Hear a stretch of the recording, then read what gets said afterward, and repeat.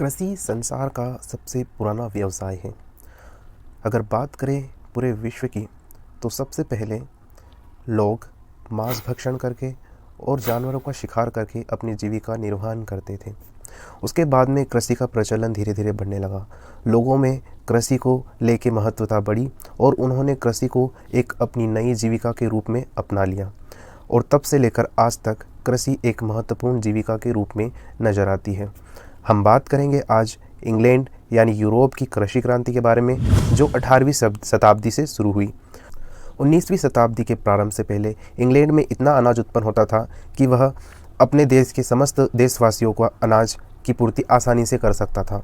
परंतु 19वीं शताब्दी के बाद जैसे ही औद्योगिकरण का विकास हुआ, इंग्लैंड में खेतों की संख्या और कृषि बहुत ज़्यादा कम हो गई। आज के समय में अगर बात की जाए तो इंग्लैंड 59% अनाज का बाहरी देशों से आयात करता है, क्योंकि वहाँ पर खेतों की संख्या बहुत कम हो गई है और औद्योगिकरण के विकास से कृषि एक तरीके से सिमट चुकी है।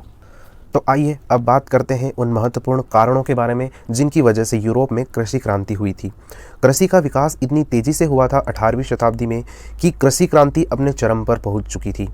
तो क्या हुआ था उस वक्त और कैसे कृषि क्रांति हुई, किन किन कारणों की वजह से कृषि में उछाल हुआ और इतनी भारी मात्रा में लोगों ने कृषि को महत्वता दी, ये सारे कारण हम अब जानेंगे। तो सबसे पहले ही कारण हमारे सामने ये निकल के आता है कि पुरानी कृषि की दोस्तपूर्ण नीति। मतलब इंग्लैंड में, यूरोप के देशों में, कंट्रीज़ में और बहुत सारी कंट्रीज़ में यूरोप की, वहाँ पे पुरानी जो कृषि थी, पुरानी जो कृषि की परंपरा थी, वो बहुत ज़्यादा ही दोषपूर्ण थी। वहाँ पे अगर पहली बात करें तो पुराने ढंग की कृषि वो करते थे, परंपरागत कृषि वो करते थे। तो उस वजह से उनको बहुत ज़्यादा ही मुसीबतों का सामना करना पड़ता था। बहुत पुराने तरीके थे उनके कृषि करने के, इस वजह से वो ज़्यादा उत्पादन नहीं कर पाते थे। यूरोप के लोग एक समय में एक ही फसल उगाते थे, इसलिए उन्हें वर्ष भर एक ही फसल पर निर्भर रहना पड़ता था। इस वजह से वो खाद्यान्न की कमी का भी उन्हें सामना करना पड़ता था और बहुत सारी समस्याओं का उन्हें सामना करना पड़ता था। दूसरा कारण ये कि उनके औजार बहुत प्राचीन थे। उनके औजार इतने ही निम्न थे या फिर इस किस्म के थे कि उनका सही से प्रयोग नहीं किया जा सकता था, और बहुत सारे औजार उनको यूज़ करने के लिए बहुत ज़्यादा समय उनका बीत जाता था। इस वजह से वे कृषि में बहुत पिछड़े हुए थे। उनके पास अच्छे बीज और अच्छी खाद ना होने की वजह से उनकी कृषि में बहुत ज़्यादा अच्छे स्तर पर नहीं हो पाती थी, और खेतों में बीज डालने की प्रक्रिया इतनी पुरानी और प्राचीन थी कि डालते वक्त बहुत सारे पक्षी उनके बीजों को खा जाते थे और वे ठीक से उग नहीं पाते थे। उस समय उनके पास छोटे छोटे खेत हुआ करते थे।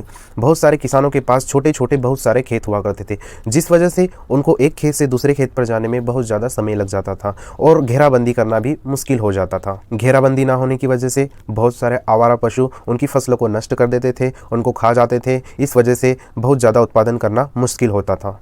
यूरोप के किसान ज़मीन की उर्वरता बनाए रखने के लिए 1/3 भाग पर खेती किया करते थे। मतलब वो 1/3 हिस्सा हमेशा खाली छोड़ दिया करते थे, अगले साल उस 1/3 हिस्से को फिर से यूज़ करते थे।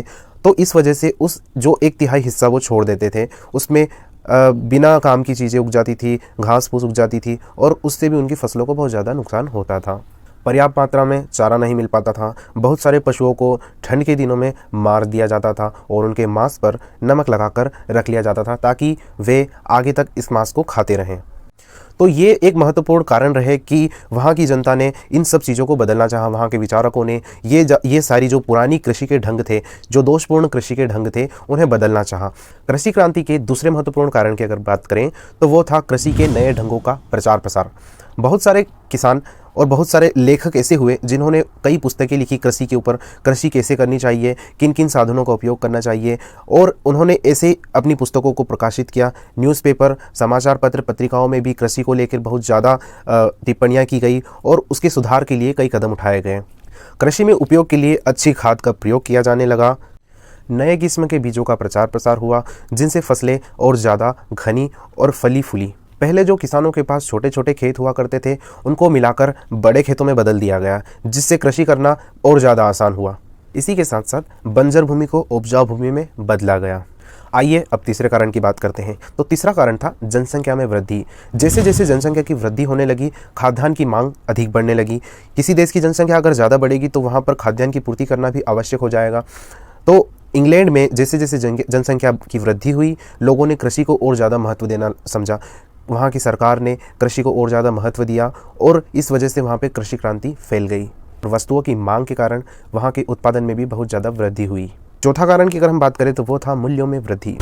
जनसंख्या की वृद्धि के कारण मांग बढ़ गई और कहीं पे ज़्यादा उत्पादन नहीं हो पाता था तो वहाँ पर मूल्यों में वृद्धि कर दी जाती थी, जिस वजह से कृषि एक जीविका के तौर पर एक व्यावसायिक कृषि के रूप में बदल गया। बहुत सारे किसानों ने व्यावसायिक कृषि को जोड़ दिया और मूल्यों में वृद्धि होने के कारण उन्हें उत्पादन के लिए प्रोत्साहित किया गया और बहुत सारा उत्पादन किया गया।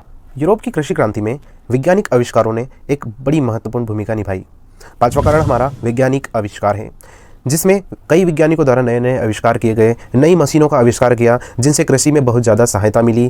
कई ऐसी मशीनें आविष्कारित की गई जिनसे कृषि में बहुत तेज़ी से कृषि की जा सकती थी, कम समय में बहुत ज़्यादा उत्पादन किया जा सकता था, सिंचाई में बहुत ज़्यादा लाभ मिला और नए नए यंत्रों की वजह से कृषि में बहुत ज़्यादा उछाल देखने को मिला।